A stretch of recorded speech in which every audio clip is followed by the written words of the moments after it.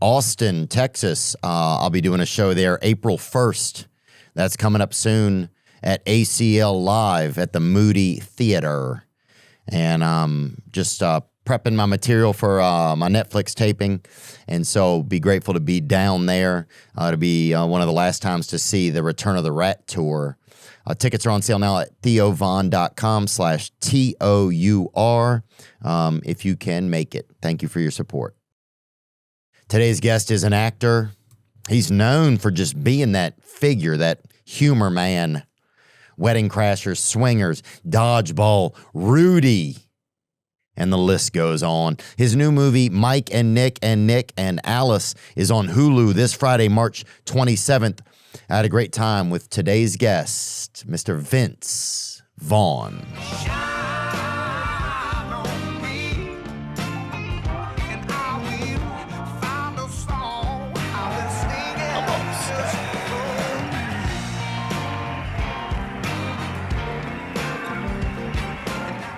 So do you have a place there? Yeah. Cool. I've actually been thinking about moving recently. That's cool. I know, I'm kind of excited. I'm kind of scared. I'm always scared.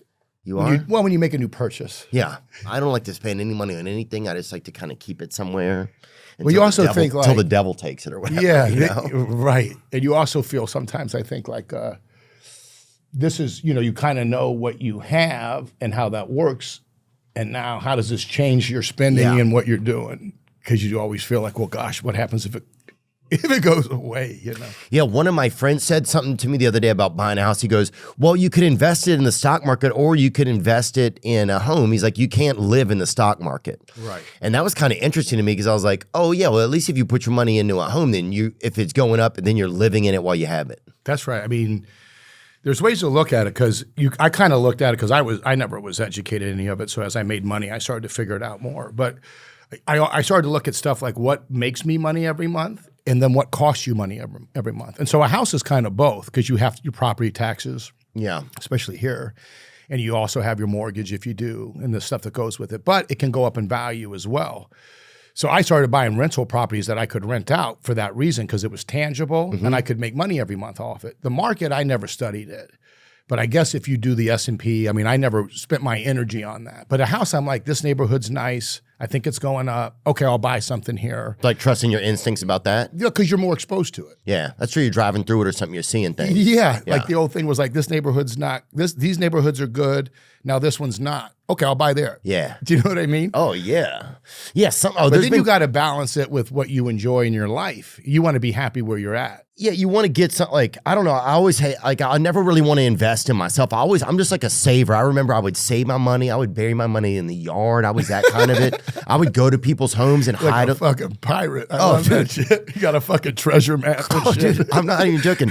They had these like Crown Royal bags when I was a kid, and it was like the purple one with the gold. I remember those. And I would put my money in there, and I would hide it in different places. I would hide it at friends who had better security in their homes. Did they know? No, they had no idea. I would hide it there. Sight.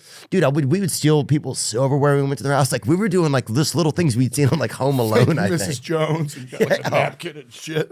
Dude, if you I find out it's not silver later. Oh, for sure. Going to the pawn shop and arguing with somebody. It's sterling silver. Did you ever go try to dig it up and couldn't find it? Oh, no. That's good. I always knew exactly where it was. That's good. You know, I would check on it, that kind of stuff. I was a big barrier, like burying stuff to make sure that it was okay. My grandparents had a basement growing up, and so I think that kind of added some mystery. Basements always added mystery. Big time. And the scary. Yeah, did you have a basement or no? I did. One time I went to, everyone left the house. I was home by myself. I thought, I'm going to watch a fucking horror movie in the basement because that was double scary. What? And I turned off all the lights in the house because I really wanted the experience. I wasn't good at watching horror. I would get pressured and I'd do it and I'd play it cool. But then I was fucking terrified. I didn't like, my imagination was too strong.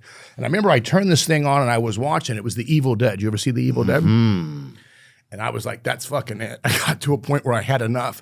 And so I got up to run to get the lights, but I hit a pole and I went down. And then your mind's really playing tricks like, this is it, it's coming in. But I kind of crawled got my lights on, turned off the movie. I turned on every light in the house. But yeah, basements are, well, they're a magical place because they can be a place of discovery too. Yeah. Right? I mean, good and bad happens in a basement. Oh, yeah. Well, I think they had like those cellar doors when you realize that, like, because I never put it together for the first like few times I was at my grandparents. It was just a basement and then was these outside weird doors that, and then like. You mean like the cellar, like where you had that little light come in and you knew you were underground? Like the outside had a little hole area? Well, they had, you know what I mean? Like these.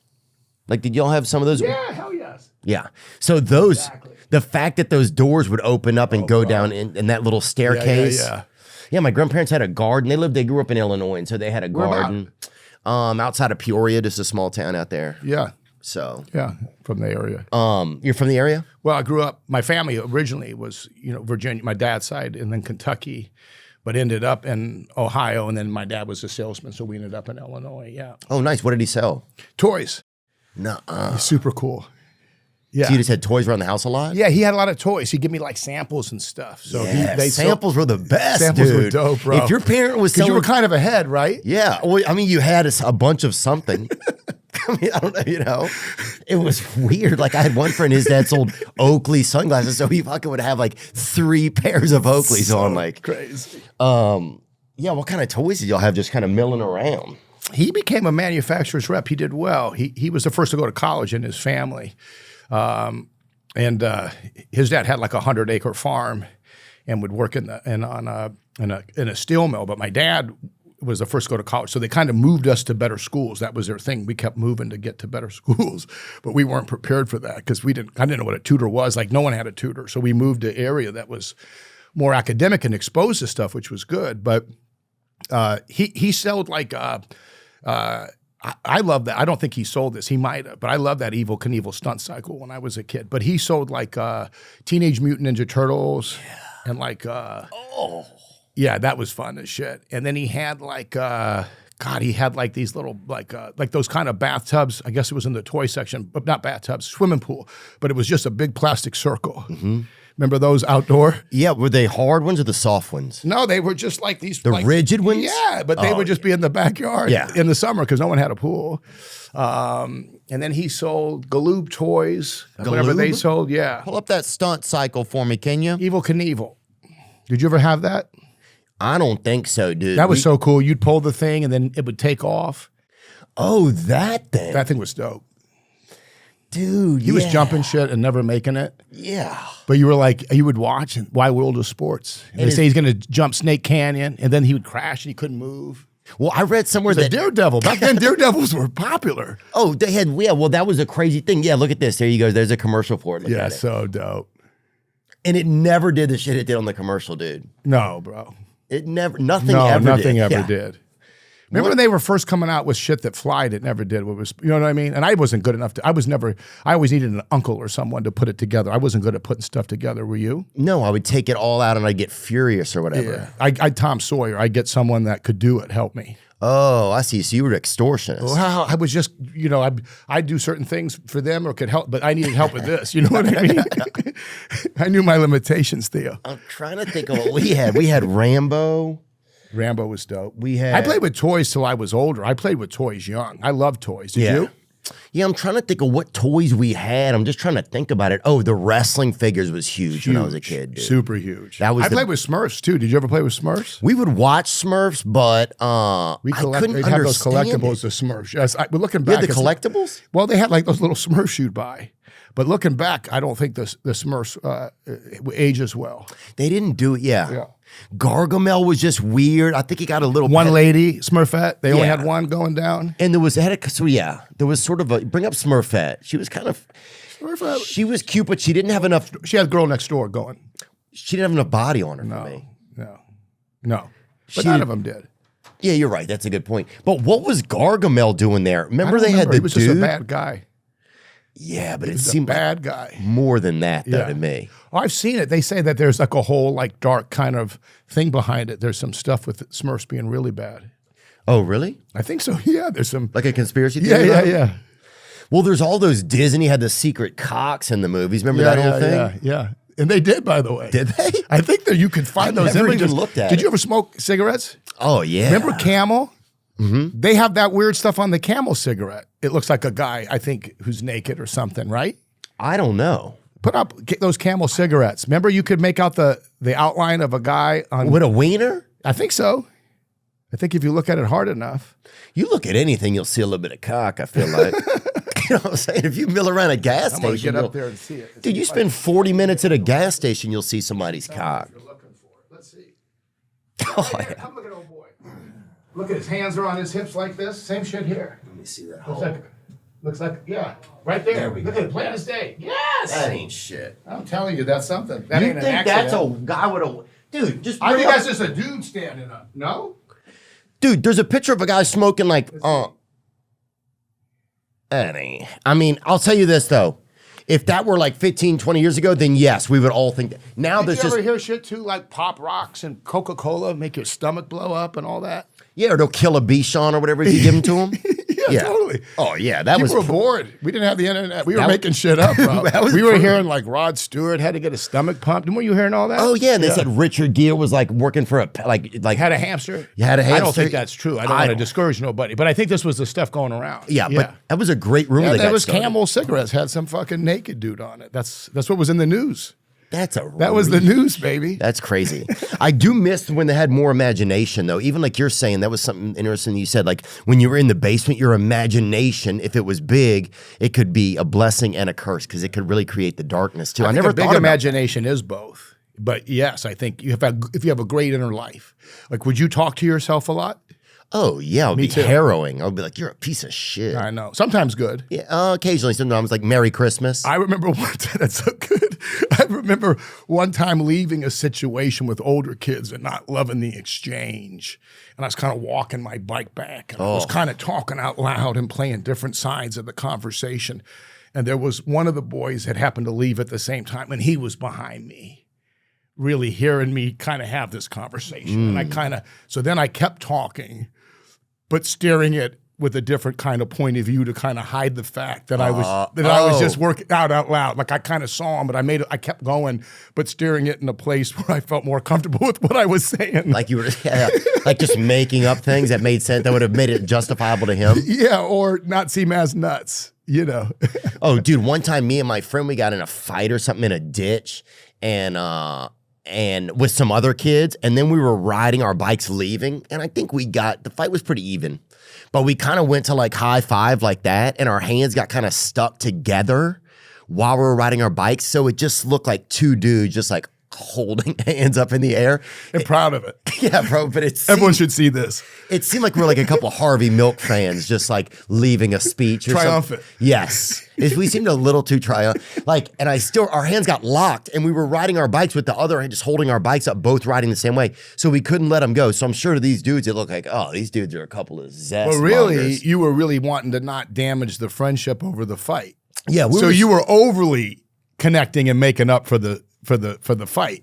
Well, the kids we had fought were down the street. Oh, so you guys were celebrating how you did. We were kind of celebrating. Well, I don't think we did that great, but I think we just went to do a high Yeah, five. you were in it together. No And one our- ran. Right, Yeah. and our hands got locked. So I'm sure they looked and they're like, oh, we just beat up these two gay kids, probably.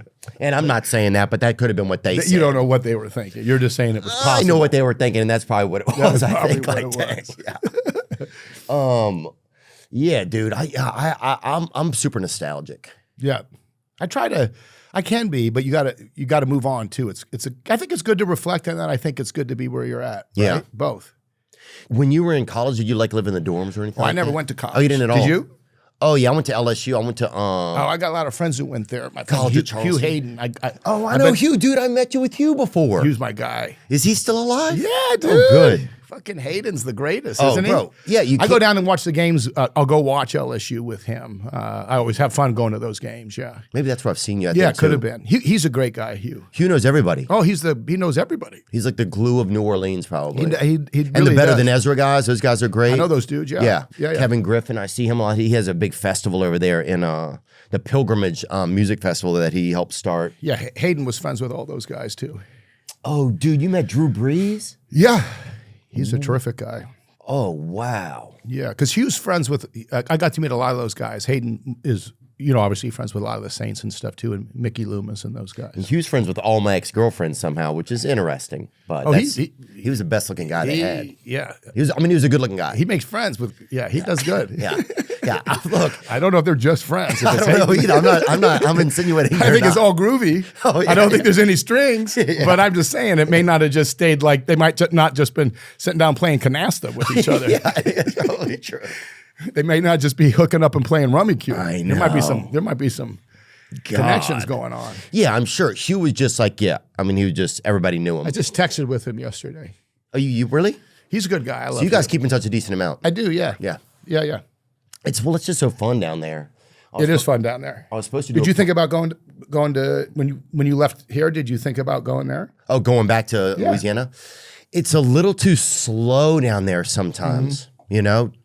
And I think, how much did stand up weigh on where you relocated to? The ability to get up. That's a good question.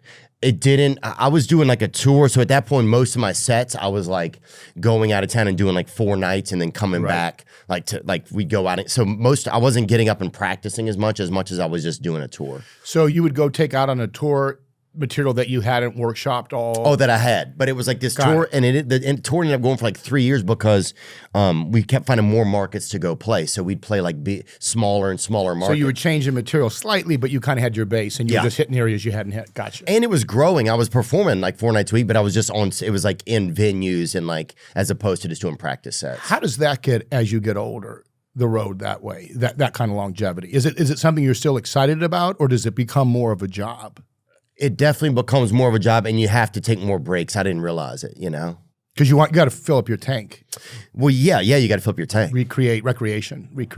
Oh, I burned out a few times. Do you bring a crew with you, or do you go solo? I take a tour manager, a couple other comedians, and then we'll bring for some of the venues, we'll bring like screens and a truck. So we have like one. Are they people you enjoy and spend time with?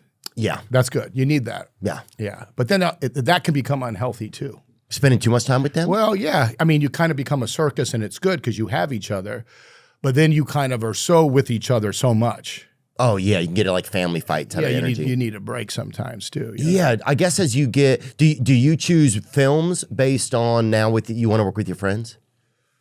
Well, I have kids now, so that's once you have kids, that really becomes your priority. I have so many great friends that I just don't see that often because we're on different cycles. You know, their kids are at different ages than mine or live in a different area. So the family is really, and your kids become the calling card. You know, it's always funny. I thought of a movie idea with this, which is when your kids are real young, they're a lot of work. Like me and my wife didn't have any help. It was just me and her, Really? That's how I grew up. So I liked it like that. As they got older and I would leave for movies, we'd have people who kind of can help her driving and stuff. But I found that like you're so desperate to have other people that have kids your age because it's a lot of work. So when the kids get to be 3 or 4, if you meet other people with kids the same age, you can hang out, you know, have a glass of wine, whatever, and the kids play together. So that's nice. But all you really have in common is your kids are the same age. And then it feels like a good idea to go on spring break with them because that's easy. You can put the kids can do stuff together and the parents could hang. But then you can realize that you have very different parenting styles. Ooh. Have you been in some situations like that? I think everybody has. It's sort of funny. But you're like, is that guy going to tell his son to stop hitting my daughter, or am I going to have to say something? You know what I mean? Like, or is that guy's screaming at his son, he's an inch from his face, or these guys are getting super drunk and falling down in front of their kid. You know, so you just don't know until you go on that trip what the parenting and how they roll. Yeah. But you know, you kind of hang with them, and I'm sure you know everyone feels that way. So it's sort of something you start to hang out with more people who have kids in your area. Because your kids' schedules are dominating your time. Way more than you would hang out with friends that you had in common through comedy or through other stuff because... So it's all the kids. It's all the kids. Yeah. Have you ever been shocked if your kid picks a certain friend and you're like, no, that's not the kid? I kind of let my kids... I mean, I give them kind of a baseline of things to look for, and then I let them make their mistakes and go through it. But I've been fortunate. My kids, you know, both have pretty good friends. They handle themselves well. I get nice reports that they treat kids good. Yeah, I get texts all the time, or we'll hear that's nice. stuff saying, "Oh, your daughter walked my daughter out of this situation and was nice to her. So that makes you feel good. But yeah, I think it's not as complicated as people make it, Theo. I think it gets overcomplicated in a city in LA if everyone's competing to get into the right school. Right. Do you know what I'm saying? Yeah, yeah. But I think if it's just a basic idea of how you go about handling stuff, you kind of attract people that share those ideas. But if you're competing all the time, I think you're kind of going to get in a bad situation. Is your did you choose a good wife? I did. Yeah, she's from Canada. She grew up on a Dude, farm. that's where you got to get him. You're so funny, dude. The way you said that was like, that's the secret code. Well, a lot of people are like, yeah, I'm definitely looking to Canada. Even further, I'll take something that's, you know what I'm saying, that's still on ice. How far are you going? I'll take a freaking Inuit. I'll take something that's in the freezer section. You know what I'm saying? Something that hasn't been thawed out by some of these desperate ways of America, you know? I tell you, you got good and bad people everywhere for sure. But For I sure. definitely look for somebody who, you know, I like their base values and how they handle stuff. I think that goes a long way because a lot of parenting is problem solving. Yeah. Working with each other. Yeah. And they have good posture up there in Canada. You notice they have the best posture. I haven't noticed that. Watch Canadians when they go by. You could barely even see them. They're so Interesting. just horizontal, longitudinal. You'd be even a little surprised you don't see them like Africans with that, like, you know, carrying shit on their head. Oh, yeah. Yeah, you remember that? They always have a basket. Carrying like Walking around real casual. yeah. Because their posture was great. Oh, yeah. Yeah. And someone would even, like, if the ladies would get pissed, they would be like, But not even spilling anything. Not a drop of nothing. Not a freaking melon would fall out of the basket. Oh, dude, I remember I went to South Africa a couple times, and you would see a lot of people walking, and that was how they would travel to stack it on the dome. I'd never been to South Africa. Oh, so nice. You liked it? Yeah, because there's just so much going on, you know? Yeah, just like it's beautiful and amazing, and there's these beaches, and there's all this insane history. Were you there for a vacation or work? I went there one time to Johannesburg to do a comedy festival. I went once when I did this thing called Semester at Sea, where you like went as a student like on this boat, and we went there. Yeah. And Do you ever go somewhere for work and then say, I want to come back for when I have some downtime Yeah. to hang? That's cool. That's the great thing about our work is you get to travel. yeah. I find that to be a great education. Oh, yeah, for sure, dude. Going to Vietnam or whatever. I'm trying to think of some other neat places.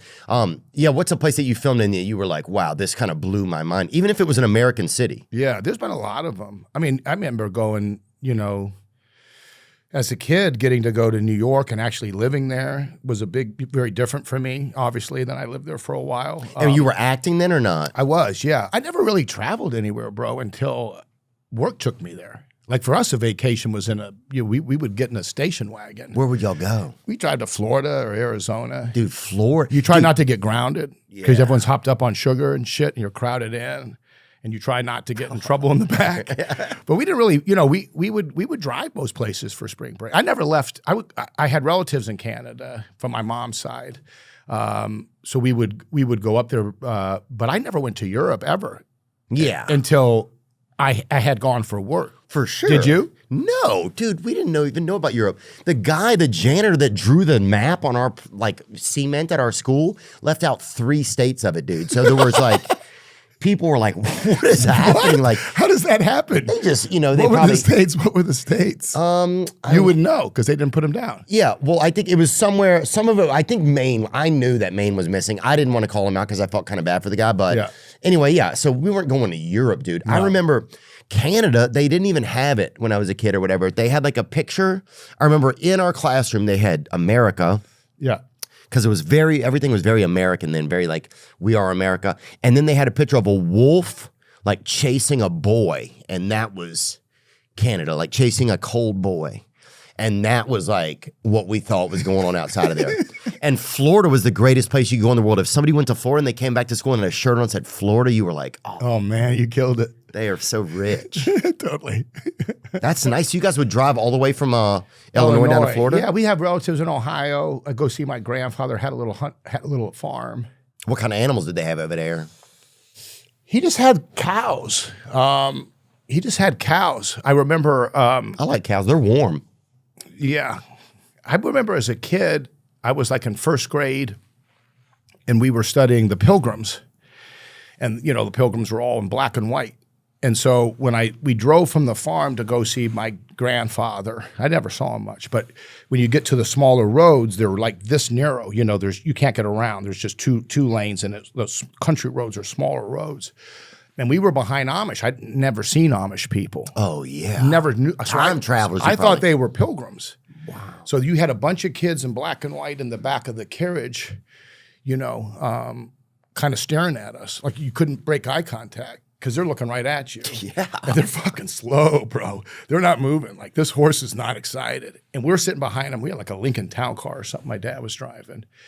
And it was so slow going. And I remember going, why won't these pilgrims get out of our way? Oh. And my dad lost his mind. He pulled the car over and took my head off. You're no better than these people. Who are you to talk like that about someone? But he didn't realize, like, I really thought they were pilgrims. Wow. I really thought that was a pilgrim because I couldn't even understand. Of course. What? These people living, not touching electricity. You know what I mean? But my dad's great and my mom, but they were real keen on, you know, making sure that you were, I think because they moved me to a nicer area, they were real big on making sure I wasn't, you know, feeling better than anybody. But I think he got that one wrong. I think he thought I was making fun of these Amish people. I didn't know what they were.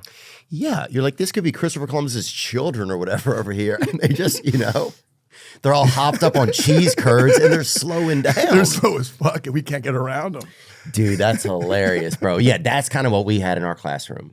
We were super pro-America too. Everything was. It was taught in that way. The Pledge which of I Allegiance. thought was good. Hell yes. Me too. I liked it. By the way, I love it. I did too. Yeah. Well, it kept us together. It was like one thing you had in common. It was like if you, at a certain point, if you don't have anything in common, if you take away things that people have in common, then they don't have anything in common. I still feel the same way. I Yeah. still feel like it's the best out there. Not that it's perfect. There's a lot of stuff going on. I don't think we even, I don't know how much control everyone even has over it. But I still love the idea of it. Well, a lot of people are going to homeschool now too. That's it. Yeah. Yeah. There's more parents have switched to homeschooling now than even during COVID. I did some of it. You did it? My daughter in first grade, we did it. I did some, you know, I would put Well, that's easy to teach though, dude. Try I one of the didn't harder teach it. grades. I didn't Oh, you teach did. it. I hired a lady that was good. Yeah. But I get a curriculum, you know, and then I'd have pick a curriculum that I like, add a lady. But the first year she was by herself, which she'd look at me when I'd leave her in the classroom like, fuck this. You know, no one wants to be sitting by themselves. So then I found a public hybrid school where she would go 2 days a week. And then I moved her to a local Catholic school, and now she goes to a big public high school, and she's doing great. Nice. But for all the same reasons, you start looking at this stuff and figuring that you want to try to give a education that is not so drowning and beating them down.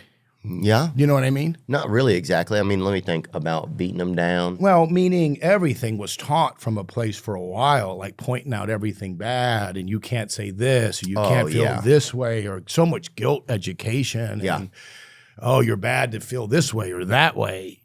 And so I thought sure. it's just too heavy. And also like just a hatred of anything. And I always, you know, like it, an optimism, positive. And why not share different ideas? Why not have different of opinions and create an environment where you can talk about different things? Yeah. It feels like there's a lot. Yeah. Like kids were just feeling bad about themselves. Or like we did this or Right. our people Lesson did this. one. It's like, what are we doing? I'd go to my kids and say, when I would get stuff, I'd say, this is not the history of how this shit started. This is not real. We didn't invent any of this shit. You know, so you'd have to kind of go, and that's a lot of work. Yeah. Oh, yeah. Because then you're kind of reprogramming, I bet. You know what time it is. It's time for me to tell you about Prize Picks. Prize Picks is America's #1 sports pick app. The app is really easy to use. That's what I like about it. To get started, just pick more or less on 2 or more players' stat projections and lock in your picks. That's it. And plus, for this week, Prize Picks has you hooked up with a max discount as well.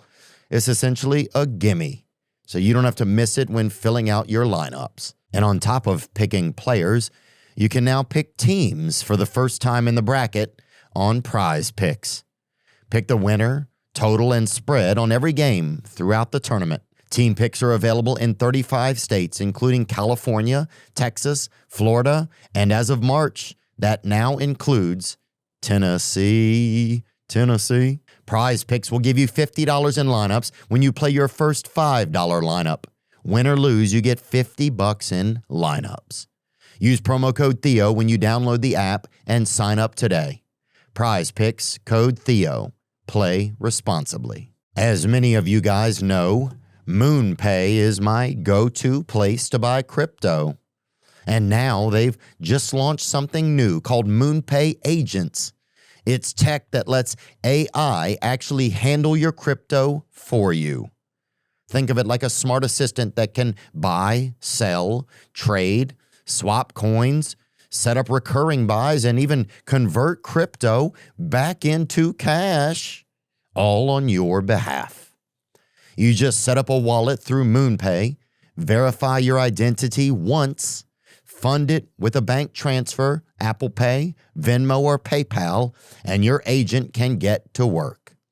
Your keys stay on your device so you can stay in control, and it works across major chains like Bitcoin, Ethereum, and Solana, with tools like ChatGPT, Claude, Gemini, and Grok. MoonPay already powers crypto for millions of people in over 180 countries.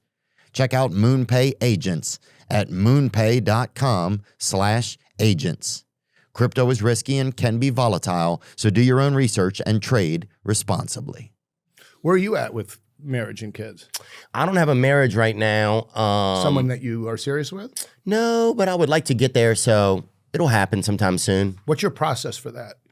That's been the problem. I just haven't really, I've been working so much that I didn't really focus on it much, but now I'm trying to focus on it more. How old are you, if you don't mind? I'm 45. Yeah. So I'm going to die. I'm not going to die soon, but I'm going to, No, you got time. I think the thing that happens is we're so focused on the career and it takes up so much time.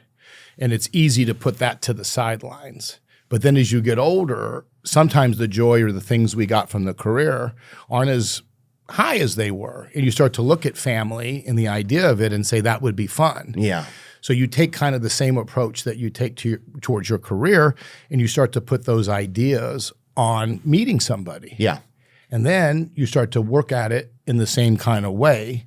And I think, my opinion, sometimes what are the things I'm doing that are good? What's not good? What's a good thing to bring to a relationship? What's not? Working on yourself in a weird way, you'll come in contact with somebody more than I got to go to the right class or go out during the day. It's more about doing that kind of work on yourself. And then I think you'll kind of attract somebody in a similar mindset. But I would say don't put it off. Just focus on it a little bit in the same way that you've done with your career. Did you have to do that in your, like? Yeah, I got to a point like you did, and I thought, at first I thought, maybe you don't get all the cards in life. Like maybe I was so not focused on this. Right, it just doesn't work out. That now I'm older, and I wish I would have gotten started sooner. But then I thought, I want to ask God for those years back. Like I can get those years better than I would have had them if I'm asking for them now, because now I'm wanting that. Does that make sense? Yeah. So now that you want it, you say, why can't I have it now in whatever way it looks for you at 45? Yeah.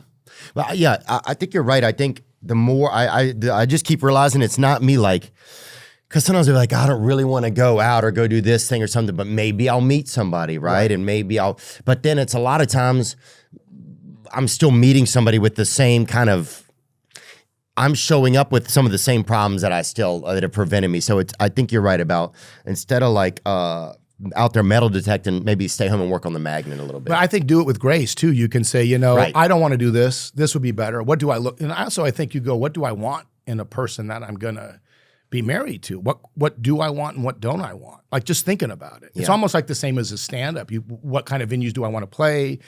What kind of podcast? What do I want to do? And by making those decisions, you can manifest something you're excited about. I think I'm a good mom. That's what I want to have. A wife that's a good mom. That's probably the number one 100%. thing. Yeah. Did your wife have to introduce you to her dad or whatever, like they do in the movies or whatever? They were met them pretty quickly. I did call him and said I'm going to ask her to marry, and I think he was appreciative of it. But they weren't as much like that. I was raised like that. Yeah. Were you? No, dude. There was like a lot of domestic abuse in our area and people like hiding drugs in each other's, bedrooms and stuff like that. So it was more. But those are relationships that aren't going well. Yeah, pretty much. Or Right. just, So, but I'm saying you would want to, the family.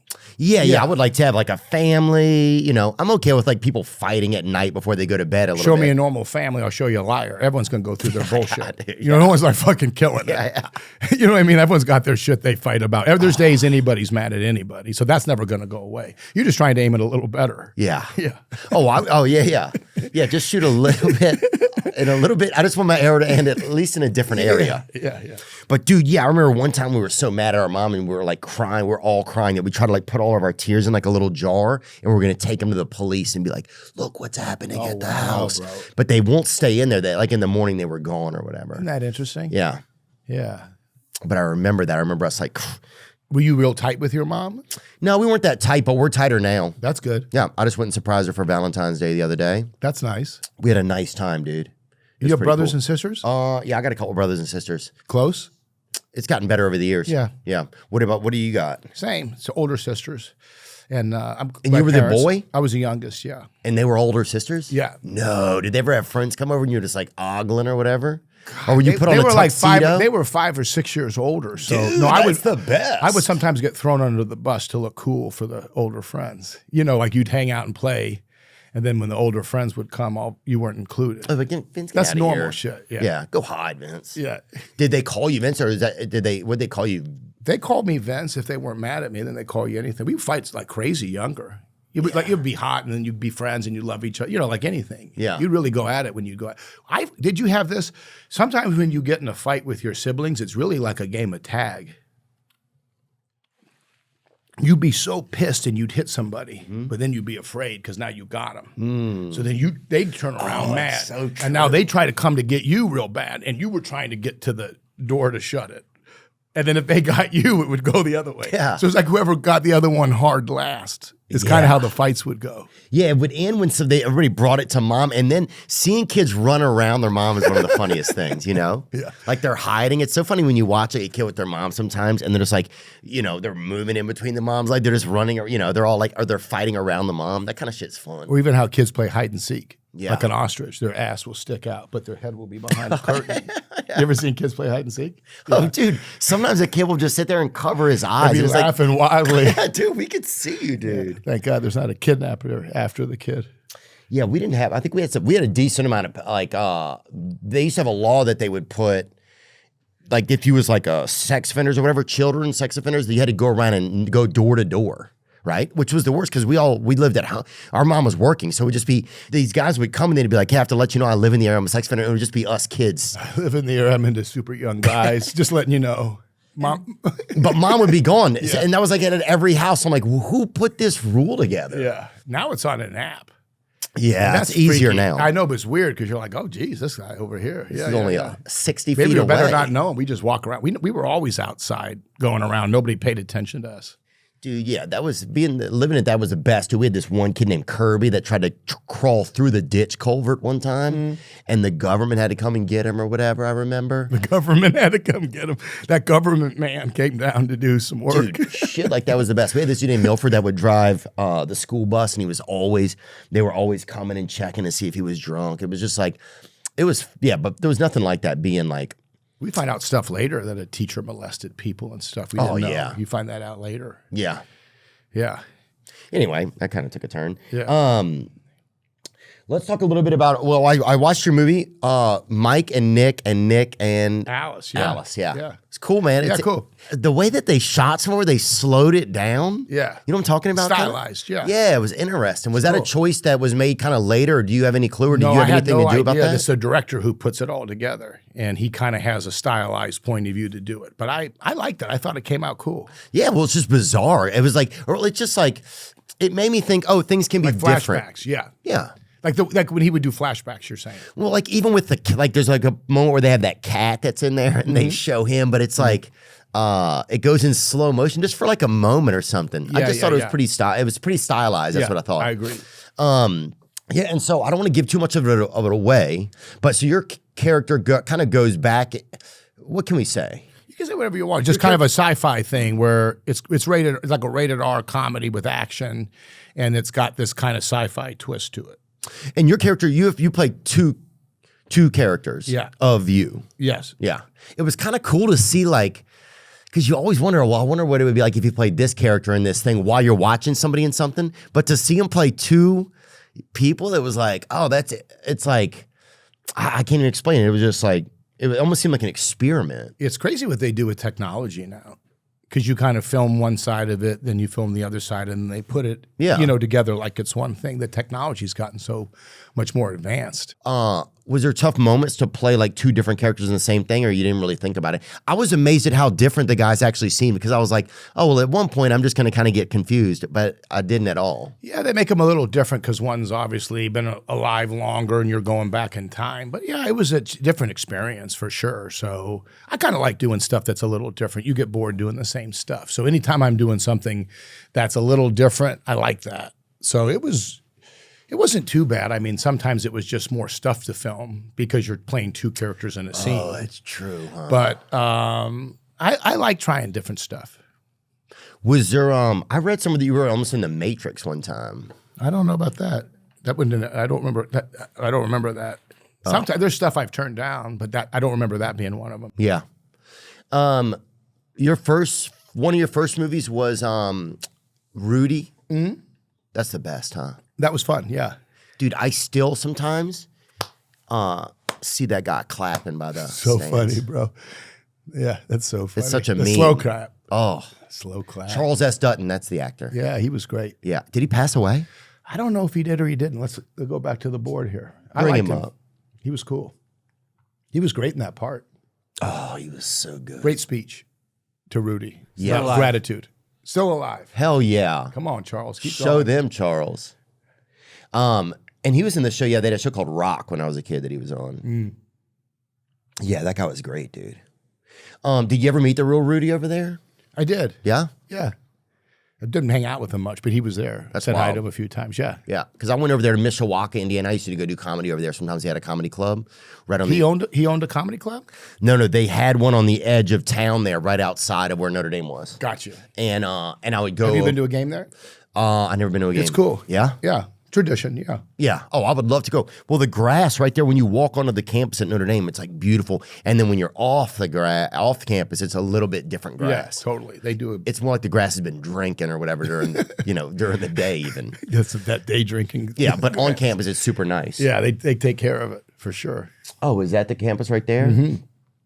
Yeah, that's nice. Give me that one with the snow right there. That's nice. Yeah, that's one thing I do like about Nashville is that we do get some cold weather over there. That's kind of a vibe. Do you miss that about the Midwest, about having cold weather? I think you're used, whatever you get used to. I don't mind the cold. I'm always ready to be done with it come January. I like it for the holidays. Yeah. But come February, I'm done with it. As a kid, I loved it. What would y'all do? Just go play in the snow or get a snow day. You know, as an adult, you're scraping it off the driveway. You're scraping your car. It's more maintenance. Yeah. And getting kids ready in the snow is a lot more time. Yeah, you got to lock. Yeah, you got to lock them down. Lock them down. And then hold their them down. face is just like a thing of snot and just redness. Like Christmas Story. Yeah. Dude, the guy from Christmas Story, I met him with you. Yeah, he's one of my best friends, probably. He is Peter my best friend. Billingsley? Peter Billingsley, yeah. He's my closest friend. He's a great guy. Yeah, because I met you guys. So you guys started the Wild West Comedy Festival? What was that like? Because that was the Nashville Comedy Festival, right? Yeah, well, what was it? I'll tell you what it was. I had a lot of friends that were stand-ups, but there wasn't any opportunities for stand-ups. This is in the 90s. Like when we did Swingers, we wrote in the script there was the line that said because Favreau's character was a stand-up, an ex-stand-up in that movie. So he wrote the line saying in the 80s it felt like they were handing out pilots to stand-ups, at the airport. Mm-hmm. And then it was a time where there really wasn't a lot for stand-ups. So I just started trying to help friends of mine out that were stand-up comedians. I did that Wild West comedy show where I went around and did 30 days and Sebastian was on that and some other and y'all would comics. just do it everywhere? I just would go hit 30 cities in 30 days because it seemed fun to me. So we perform every night. We did 30 nights in a row. But I was really trying to help some of my friends like Ahmed that I knew, guys that were stand-up comics. Oh, yeah. John Caparulo. I saw him last night at the Comedy Store. So there was a bunch of stand-ups because there wasn't as much opportunities. It's crazy because now stand-ups have a lot more opportunities. Mm-hmm. Brett Ernst is on there. Wow. Brett Ernst. I like Brett. Yeah. But Brett's a anyway, great storyteller. so they started going. But then what happened is the stand-ups now have a lot more opportunity. But at the time, it wasn't as viable. Like I think in the last 15 years, stand-up really had this renaissance where for sure. so much came out of it. And I look at the stand-up stuff a little bit like what happened with improv. Like I did improv when I was a kid in Chicago when I was in high school because there was a improv Olympic that was an offshoot of Second City.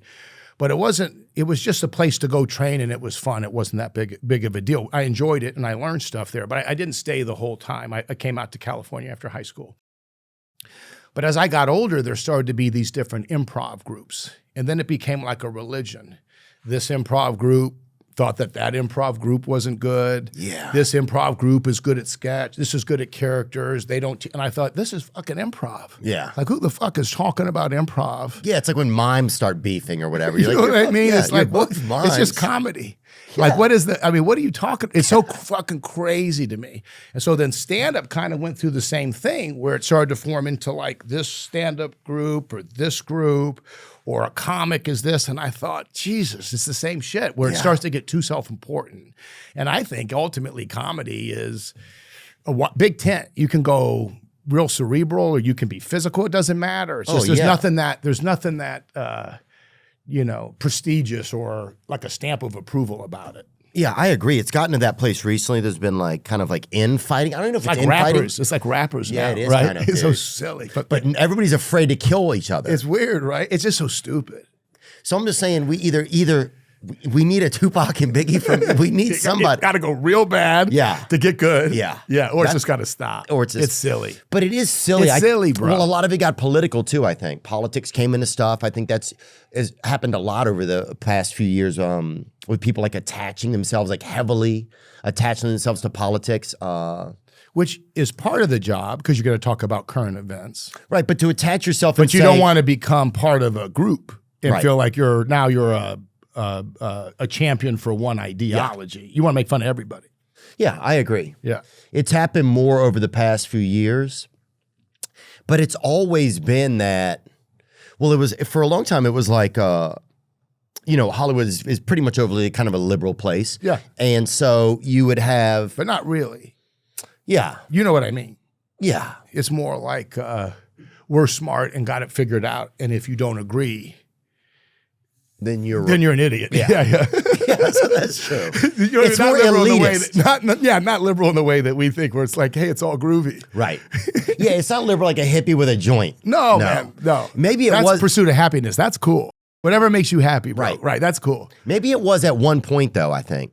I don't know. But it's definitely got more of an elitist take, like this is our way or the highway. I think it's changing now. Well, do you think it's dissolving now, or do you think it's just spacing out more now? Like that's an interesting conversation too, because I hear this from the different groups too. I do think that there's less control in some ways, but I also think that they put themselves in a corner with trying to please everybody. You know, you're going to catch pneumonia. You're trying to please everybody. So that's like that old Vaughn quote. So, yes, I think there was a more of a stranglehold with ideas, but there's always been people who feel differently within that. It's like any group, I guess. But yeah, I think what we're saying is similar, that it was never really a place where within individuals and friends, and we could always disagree and we always joke with each other. People my age, I disagree, agree, and we'd change our minds, we'd laugh, we'd joke. But there was definitely a culture that if you didn't agree with these ideas, you were looked at as bad. Yeah. For sure. Yeah, I think Hollywood got more political. I don't know if it got more political. No, they got rewarded for it. Yeah, they started to come out there and do it. And I don't even know how much everyone even is informed on everything. Yeah. But they really like to get out there and do it. Oh, yeah. But it's also wild how those people will speak on one thing, but there'll be another topic that's way bigger. And they're hypocrites, too, a lot of times. Like anybody is. Oh, for sure, dude. I think you'll be like, I feel strong about this, but it's a strange thing when you start going like, you know better than someone. Yeah. That's when it gets weird. It's one thing to say, this is where I'm at. Yeah. And then here's someone else's point of view and disagree or agree. It's another thing to be like, I'm so right. Yeah. And I'm going to help you or condescend to you. That's the part that no one wants to hang out with that. Yeah, so it got to that. My agent is right, and so I'm going to have to tell you what they think. You know, that's also another, like, you know, that happens a lot, Say that again. Where people are like, feel like they have to think how their agents or managers, you know what I'm saying, where they feel pressured to think a certain way. That's terrible, and that happens. But that's the problem if you're going through life trying to check boxes like Dorothy and the Wizard of Oz. Like, let me get the broom. Let me do this. What is the wizard? You're not thinking for yourself. You're just trying to do the things you're supposed to. But it's always better if you get quiet and do what's in your heart and do what you think is right. That's when you carve out stuff and make your own path. And probably the best stuff and get the best stuff out of you, even creatively. 100%. And have the courage, I think, to be honest, try to be, and, you know, go out. That's the problem, I think, that happened with film comedies, and that's why I think stand-up got stronger, is they, you know, stand-ups would kind of, it was easier to give someone money for a special and say, we're going to knock, that's their special. But the studios weren't going to produce a comedy and have more of, be more responsible for supporting the making of that film. Oh, I see. So you're saying with a stand-up special, they can just put this as their thing? That's their thing. We're out of it. We're just hiring a special. But the truth is, most people, they want to laugh. They don't want to see stuff be precious that you can't talk or joke about. Oh, most people can make fun of themselves. You know, in the real world, if you don't have a sense of humor about yourself, then it's a lonely experience. You know, you got to be able to laugh at yourself. You can look back at stuff that you believed so strongly a few years ago and laugh about it. So I think you got to have that quality. And comedy is that, being able to laugh at stuff. And I think that it was easier then to go, okay, well, we're going to just have a stand-up and that's their point of view, than it was they got too complicated not to offend anybody with going and making a movie. Right. They were trying so hard not to offend anybody. Well, I think it's why. Does that make sense? For sure it does. I think it's one of the reasons why, like, I've seen a lot of the late shows have struggled. Oh, because bro. all they did during the only person they could make fun of at a certain point was just like white redneck kind of people, and it fucking tanked, and then everything tanked after that. Think about that. But see, they never get it right. The podcasts have gotten so much more popular with less production, less writers, less staff. And the reason why we have two people working here, and both of them are hungover. That one guy has shingles. But the place is clean. I like that. You keep a clean place. Thank you. Yeah, we did a vacuum. But yeah, because people want authenticity. Yeah. And I think that the talk shows, to a large part, became really agenda based. Yeah. They were going to evangelical people to what they thought. You know what I mean? And so people just rejected it because it didn't feel authentic. It felt like they had an agenda. It stopped being funny, and it started feeling like I was in fucking a class I didn't want to take. Yeah. Do you know what I mean? Oh, for sure. I'm getting scolded. 100%. Yeah. 100%. And so I think that's the phenomenon isn't what they say. They always blame technology. But the reality is it's the approach. You know, someone could go watch a stand-up at Madison Square Garden and they want to go because it feels dangerous. The crowd is alive. I don't know what Theo's going to do or say, and I love taking that experience, so it's fun. I don't want to stay home and watch it on a TV because I want to experience that live. Right. And So I want it pure. that's where you're coming from. That's the main point. And I think people are going to tune into a podcast more so because they want to feel like people are having a real conversation. It's interesting to them. But if you look at what happened to the talk shows and why their ratings are low, it's got only to do with the fact of what you just said, which is they all became the same show. Yeah. And they all became so about their politics and who's good and who's bad. And it's like, imagine sitting next to someone like that on a fucking plane. Oh.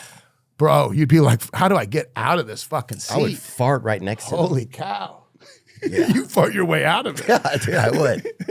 Oh, I would for sure. And I'm fucking sorry. skunk. You know the skunk's the king of the jungle. No one's playing with the skunk. Yeah, you can watch all the fucking videos you want.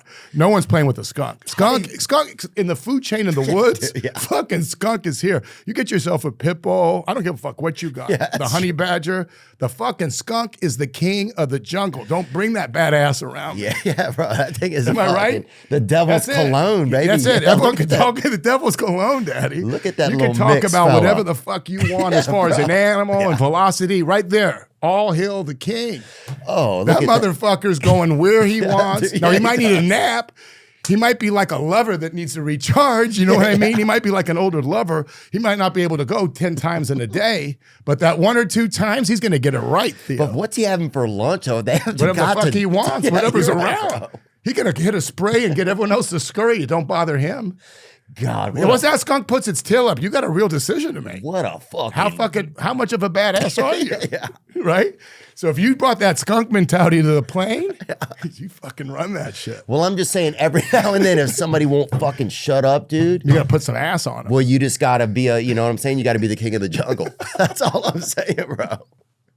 That's all I'm saying for sure. Yeah. But did you never felt ostracized in by Hollywood at all or no? I got along with people for the most, and always was, Always had a great career. Try to be honest who I am. But yeah, there's times you felt like it would have been easier. It's almost like a career move. Yeah.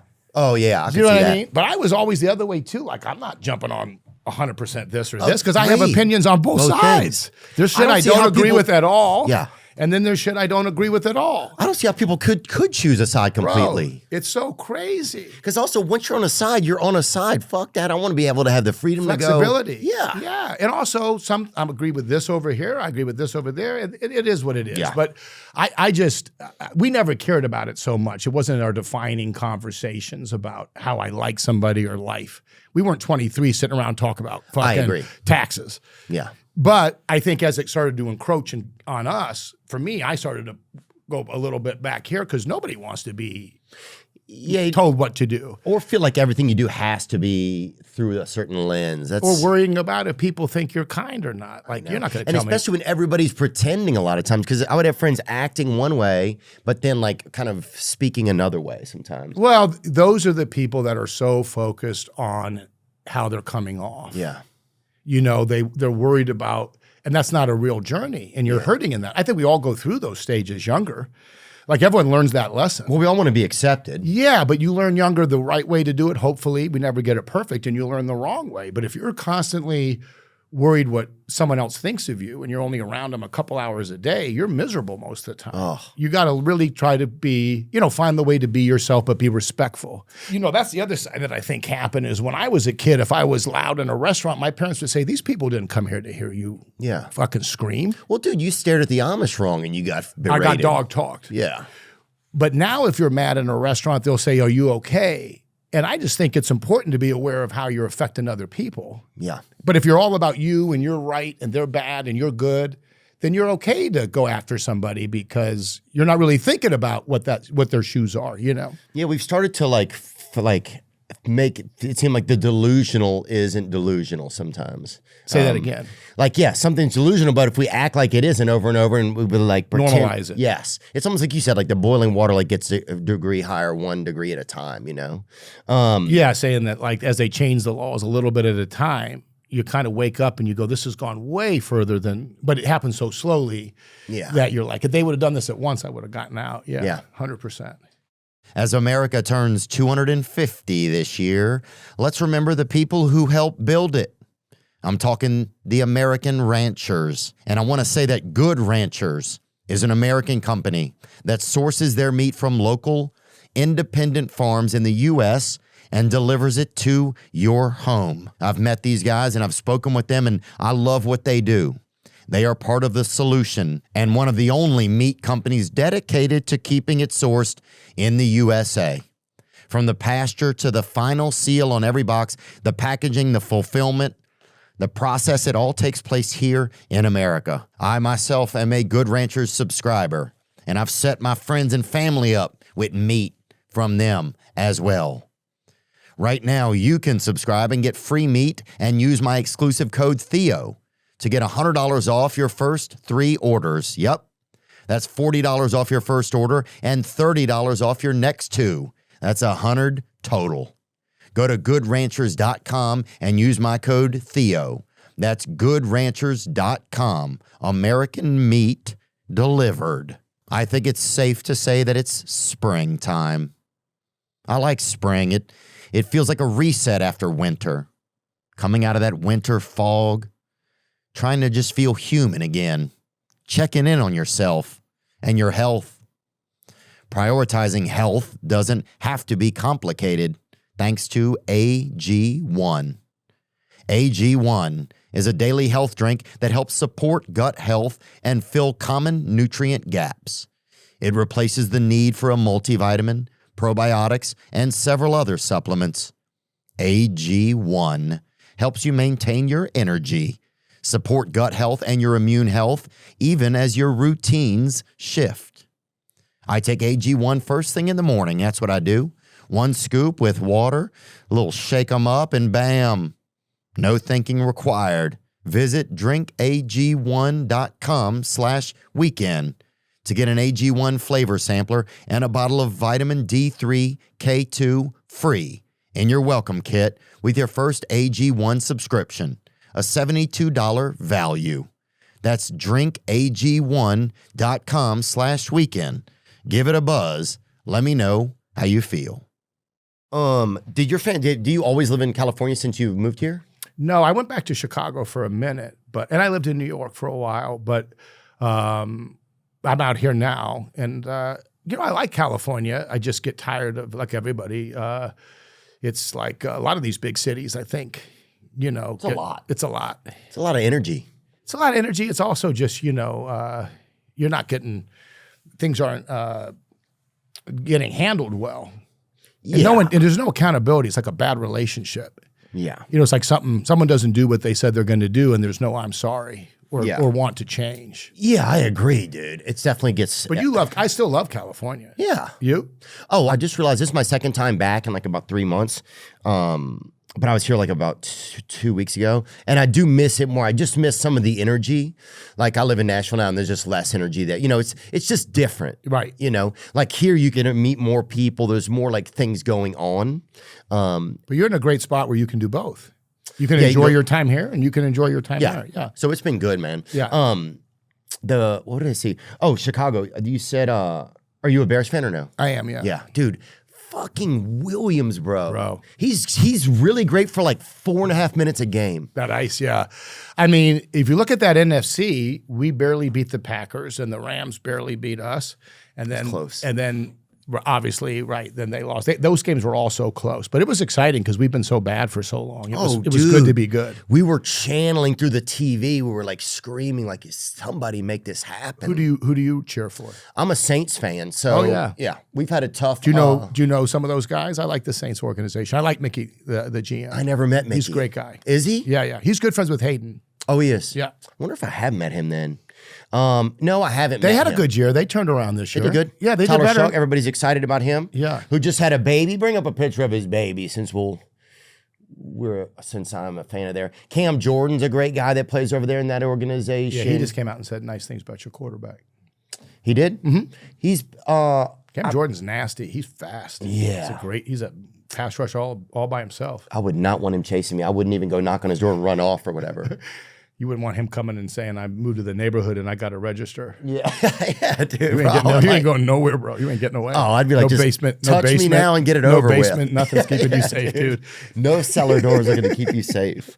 Do you wish when you look on that there he is right there. I know he's had a baby. Congratulations, Congrats. QB1. When you look back at that Bears game, do you think that do you wish they would have gone 2 on that moment? Like just that momentum was there. It was amazing to hit that crazy pass. That was to tie it up. insane. Nobody and then we thought had that that last drive. All we needed was a field goal. But we got, it was the same kind of thing a lot. We lived and died by the sword all season. Yeah. So I thought it was a fun year. Would have loved to have won the game. But there's a lot of pieces to be excited about. Yeah, just that confusion at the end. Like, how does they not know which way the guy, like as a fan, I'm sure it's way more complicated as a player. But as a fan, you're like, how do you guys not know this is the most crucial moment? I know. I don't know what happened there. I've heard different stuff. But I don't know. I don't think anybody does. And then it's almost like, was everybody just so cold they wanted to go home? There's a little bit of that energy. Because I think that happens a lot where you're just like, I'm so cold, I just want to go home. Yeah, you think it would be an advantage for them. They'd be more used to it. But you never know. Because some of those guys could be from Louisiana playing on the team. It's not like all of them grew up in the cold. Oh, they're all from everywhere. I wish that teams had all the players from their state. I think it would give us so much more of like our state versus your state. It used to be more energy. that way with college, but that's in a crazy place now. Yeah, the college game. It's gotten bad. I think it's good. People are getting paid. I just don't think they figured it out yet. Yeah, I think we're in like the kind of the Wild West years of it. Yeah. Do you the Bears might be moving their stadium? Did you see that? I saw that. What do you think about that? Well, I'd like to see them stay, but I think they got to figure something out with the state. I haven't followed it too closely. What do you know about it? It seems like, and Zach's one of our producers is Bears. He's a Bengals fan, but he's in the know. It seems like it's because time is ticking for Illinois lawmakers to make a better offer for the Bears. On Thursday, Indiana pushed legislation forward that clears the way for the Bears to build a new stadium in Hammond. Is it just because they're willing to give them more money? I think it's something to do with economics, obviously. So I don't know what. I think there's a big tax incentives to go over to Hammond, Indiana. And Hammond, Indiana isn't exactly like the coolest place. So I think there's some people upset. It's close, though. It's right over the. Yeah. And Chicago is such a vibe in that city. I think people seem to be like, why leave? But. And also, if you move something to a new place, then there's going to be so much surrounding. You know what I'm saying? They can put in all types of other things to go on. I like to see it. It's the second oldest franchise in the NFL. The oldest is the Cardinals, which is from Illinois originally, before they went to St. Louis. Oh, St. Louis Cardinals? Yeah, well, it was originally the Illinois. It was Chicago. It was from Illinois. That's the oldest team in the NFL, the Cardinals. So they were from Illinois. And then they went to St. Louis, and then they ended up in Arizona. Oh. They're like a senior citizen. As you get older, you start to move warmer and warmer, right? They follow the moving habits of like someone who's retired. Oh yeah. But the Bears are such a crazy. George Halas. It's so crazy that it's only the NFC trophies named after him, because he was the first one to get a college player to play for the NFL. The Galloping Ghost. Did you know that? Mm-mm. Well, originally pro football was just farmers, and there was no well-known names because there was no money in it. And college football was real popular, but going to college was even harder back then. And so when you'd come out of college, if you had a degree, you had a real opportunity to earn money. Oh, so you were good. You would go work. Like, I'm not going to go screw. I can't go screw around and be irresponsible. Which a bunch of these rednecks said, I'm going to go play football, and no one's watching. Yeah. So Halas, he played for the Yankees. He was a baseball player. He went to Red Grange from the University of Illinois, and he said, I'll give you half the gate if you come on a barnstorming tour. We'll go play places. And then people showed up. They'd go watch Red Grange, who was a big-time college player. And so when they got Red Grange to play with the Bears, they knew if they could get the college guys to come in, the fans would grow. And then the college guys were more open to it because you could pay them, because you'd get the fans to fill up the stadiums. Wow. And then when they first did it, whatever college you were from, you would play for that local team, because the college would already be a fan of you. The people in the area would be a fan. Right, so let's sell tickets that way. And then they started the draft after that. But George Halas did everything. He was a player, he was a coach, he was an owner. He beat Lombardi as a coach in his heyday. One year he coached the team and did well. But he started so much that's in the NFL today. Papa Bear. He's really the probably the most important figure in the NFL. It would be George Halas. It would be a shame, and he's from Chicago. So it would be a shame to see that team leave that city with that history, for sure. But I hope I haven't really looked into it, but I hope they're able to figure it out and come to terms that work for everybody. But he's an amazing figure in sports, and they named the NFC trophy after him, the Halas Trophy. Mm. Bring up that Red Grange picture. Thank you, George Halas, for your efforts. Look at Red Grange, the Galloping Ghost. Well, that's the other quarterback you could make the argument for, is Otto Graham. He was from Waukegan, Illinois.